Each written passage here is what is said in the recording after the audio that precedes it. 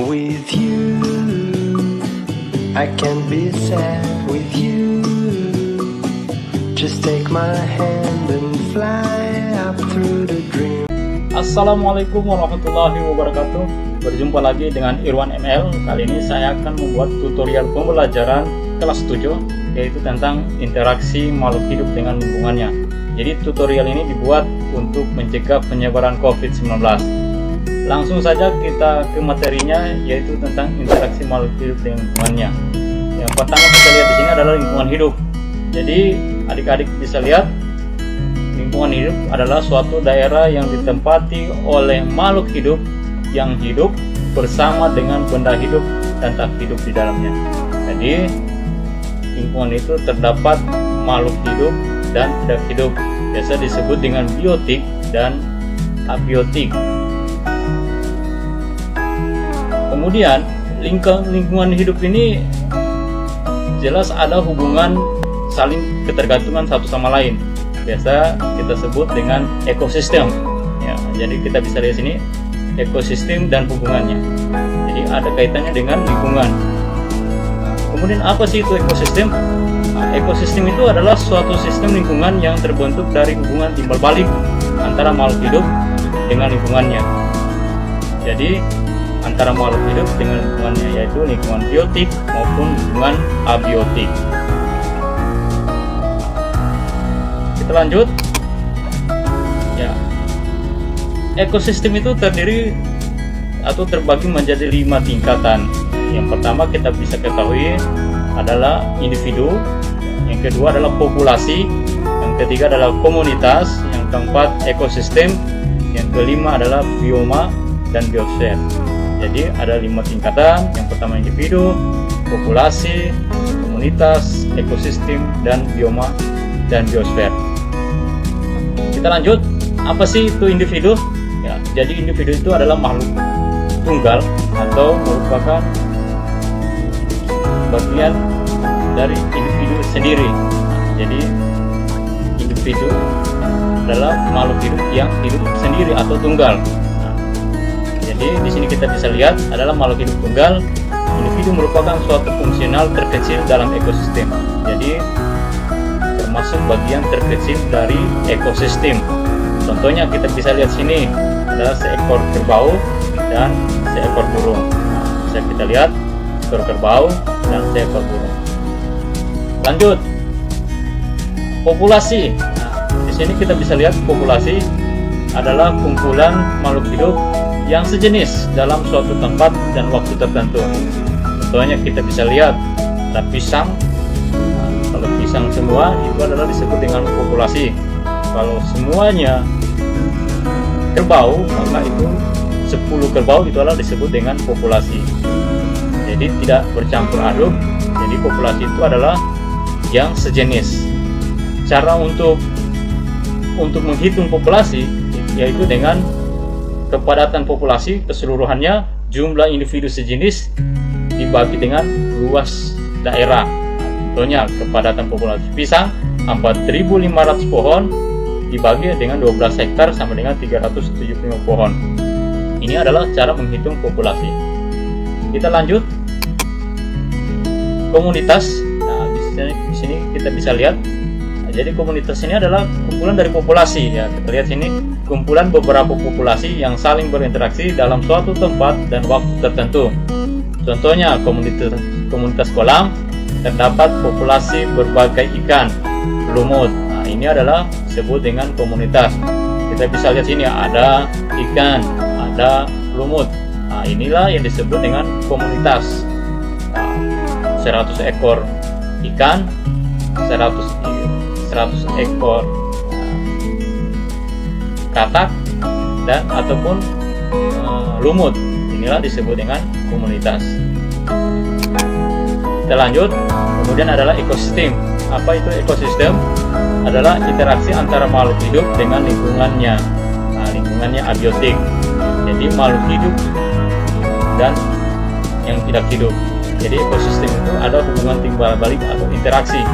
Contohnya kita bisa lihat sini ada namanya hutan dengan air. Jadi ada saling interaksi.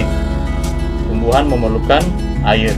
Kemudian ada yang namanya sapi, memakan rumput, tempat hidupnya yaitu di padang rumput. Oke, kita lanjut. Nah, kemudian di sini ada namanya bioma. Nah, di sini ada bioma. Bioma adalah ekosistem yang terbentuk karena perbedaan letak geografis dan letak astronomis. Contohnya ekosistem pegunungan berbeda dengan ekosistem padang rumput. Jadi padang rumput lain, pegunungan lain. Inilah yang disebut dengan bioma. Jadi bioma itu masing-masing yang kumpulan dari ekosistem itu sendiri. Oke, kita lanjut. Nah, kemudian adalah biosfer. Nah, biosfer ini adalah keseluruhan bioma yang ada di bumi. Jadi tadi ada yang namanya pegunungan, ada yang namanya padang rumput, itu menjadi satu disebut dengan biosfer. Oke, kita bisa lihat gambarnya. Nah, jadi keseluruhan ini adalah disebut dengan biosfer. Matahari, laut, gunung, ya inilah disebut dengan biosfer. Kemudian komponen ekosistem. Nah, jadi di sini kita bisa lihat adik-adik komponen ekosistem. Nah, yang pertama yaitu terbagi menjadi dua, yaitu komponen biotik dan komponen abiotik. Nah, jadi komponen biotik makhluk hidup dan komponen abiotik tentunya air, tanah itu adalah abiotik, sedangkan komponen biotik yaitu semua makhluk hidup, tentunya hewan, tumbuhan maupun manusia.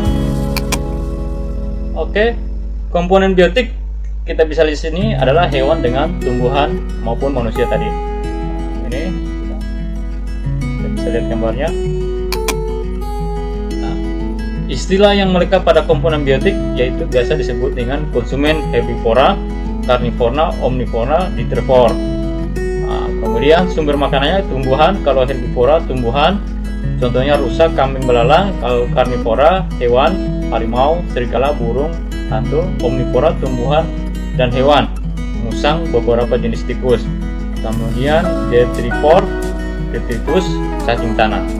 Jadi ini adalah bagian-bagian dari biotik, ya, komponen-komponen biotik yang mana saling membutuhkan. Kita lanjut. Kemudian ada namanya komponen abiotik, adalah penyusun ekosistem yang tak hidup, tentunya batu, angin, air, cahaya. Jadi ini disebut dengan komponen abiotik. Kemudian kita lanjut, ada yang namanya keseimbangan ekosistem. Keseimbangan ekosistem, nah, ekosistem yang komponennya, penyusunnya mempunyai komposisi yang seimbang, jumlah produsen, konsumen, dan penggunanya seimbang. Itulah disebut dengan keseimbangan ekosistem. Kita lanjut. Nah, kemudian di sini saling ketergantungan. Nah, jadi ekosistem adalah hubungan saling ketergantungan, artinya hubungan saling mempengaruhi komponen biotik dengan komponen abiotik. Contohnya, tumbuhan memerlukan air, air diikat oleh tumbuhan. Kita lihat bisa contohnya komponen biotik mempengaruhi komponen abiotik adalah contohnya proses fotosintesis tumbuhan hijau penghasil oksigen. Contohnya tadi juga contohnya pohon dengan air, bisa juga diikat airnya. Inilah disebut dengan komponen biotik dan abiotik saling tergantung. Kemudian contoh komponen abiotik yaitu mengaruhi komponen biotik adalah cahaya, air, dan suhu yang memengaruhi pertumbuhan. Jadi komponen abiotik dibutuhkan oleh tumbuhan. Contohnya cahaya, air sangat mempengaruhi proses pertumbuhan. Oke, kita lanjut, yaitu hubungan dalam sesama komponen biotik. Ya, hubungan sesama komponen biotik. Ini adalah hubungan intraspesies dan hubungan antarspesies. Apa sih itu hubungan intraspesies? Nah, jadi yang kedua adalah hubungan antarspesies. Oke, kita bisa lihat di sini.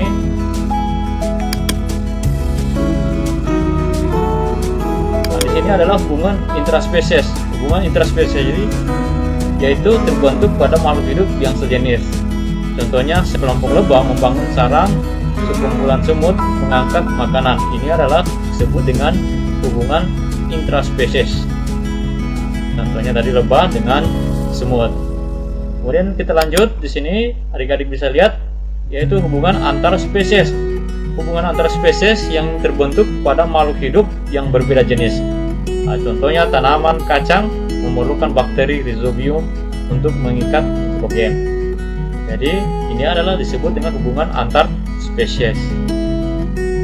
Kita lanjut. Nah, kemudian dalam ekosistem itu sendiri ada yang namanya rantai makanan. Ada yang namanya rantai makanan. Kita bisa lihat sini skema peristiwa makan dan dimakan. Contohnya rumput. Rumput dimakan oleh belalang, kemudian belalang dimakan ayam, ya. Kemudian ayam dimakan ular, ular dimakan elang. Kalau kita bisa lihat di sini, belalang dimakan katak, katak dimakan ular. Kemudian ularnya mati, diuraikan oleh bakteri maupun jamur, kemudian dibutuhkan oleh yang namanya tumbuhan. Oke, kita lanjut. Kemudian jaring-jaring makanan, yaitu gambaran peristiwa makan dan dimakan yang saling berkaitan. Nah, jadi ini adalah yang disebut dengan jaring-jaring makanan, peristiwa makan dan dimakan yang saling berkaitan. Jadi kita bisa lihat ada contohnya di sini, tumbuhan, bunga dimakan oleh ulat, ulat dimakan burung, belalang makan sawit, belalang dimakan oleh burung, burung dimakan oleh burung elang. Begitu juga dengan elang memakan yang namanya katak. Nah, inilah yang disebut dengan jaring-jaring makanan yang saling berkaitan. Oke, kita lanjut. Kemudian piramida makanan, yaitu piramida makanan yang menggambarkan jumlah biomasa dan energi dari produsen hingga konsumen puncak. Jadi kita bisa lihat sini, ada yang namanya tumbuhan, produsen, konsumen, kemudian konsumen tua, dan konsumen puncak. Nah, inilah disebut dengan piramida makanan. Produsen, pemakan tumbuhan, kemudian karnivora, pemakan daging, kemudian disebut dengan karnivor. Nah, ini adalah puncaknya, konsumen puncak. Konsumen puncak itu sudah tidak ada lagi yang memakannya. Produsen, konsumen 1, konsumen 2, konsumen puncak. Oke, kita lanjut. Nah, kemudian di sini dalam ekosistem sendiri ada yang namanya bersifat netral, yaitu interaksi yang tidak saling mempengaruhi. Nah, jadi tidak mempengaruhi. Contohnya hubungan ayam dengan kambing.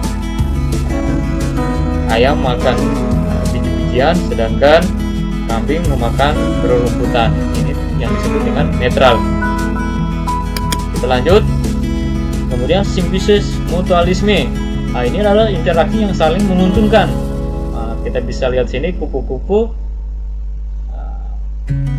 mengambil sari-sarinya tumbuhan, tumbuhan dibantu atau bunga dibantu dalam penyerbukannya. Oke, kita lanjut. Nah, di sini simbiosis komensalisme, yaitu interaksi di mana satu untung dan yang lainnya tidak untung dan tidak pula dirugikan. Contohnya hubungan anggrek dengan tumpangnya. Ini. Jadi anggrek tidak merugikan, tapi tidak mendapatkan untung apa-apa dari tumbuhan lain. Kemudian simbiosis parasitisme, yaitu interaksi di mana satu untung dan yang lainnya rugi. Contohnya virus dan manusia. Nah, terjadi sekarang adalah virus corona. Jadi satu untung, satu rugi. Virus dapat untung, manusia korban. Kita lanjut lagi. Kompetisi, ya kompetisi itu adalah sejenis. Nah, inilah disebut dengan persaingan ataupun tidak sejenis. Contohnya harimau dengan serigala, itulah disebut dengan kompetisi. Nah, yaitu interaksi yang bersifat persaingan karena kebutuhan yang sama. Nah, contohnya tadi, nah, kita bisa lihatnya ayam jago saling duel untuk memperebutkan betina. Nah, bisa saja harimau dan singa itu saling membutuhkan namanya daging untuk dimakan. Kita lanjut. Nah, ini adalah predasi, yaitu hubungan memangsa yang dimangsa, yaitu hubungan memangsa dan dimangsa. Inilah disebut dengan predasi harimau berbangsa yang namanya rusa, yang disebut dengan pedang. Kemudian kita lanjut ke refleksi. Gambar manakah yang menunjukkan interaksi komensalisme? Jadi kita bisa lihat gambar sini, nanti bisa dijawab di kolom komentar, bisa di YouTube. Di YouTube bisa lihat Irwan NL, Irwan Laaba. Kalau di Facebook bisa dilihat di Facebooknya yaitu Irwan Garuso. Di situ bisa dijawab di kolom komentar. Yang ingin download dia punya PowerPoint, nanti saya kasih masuk di deskripsi di link YouTube. Itu saja, insya Allah bermanfaat. Sekian, wassalamualaikum warahmatullahi wabarakatuh.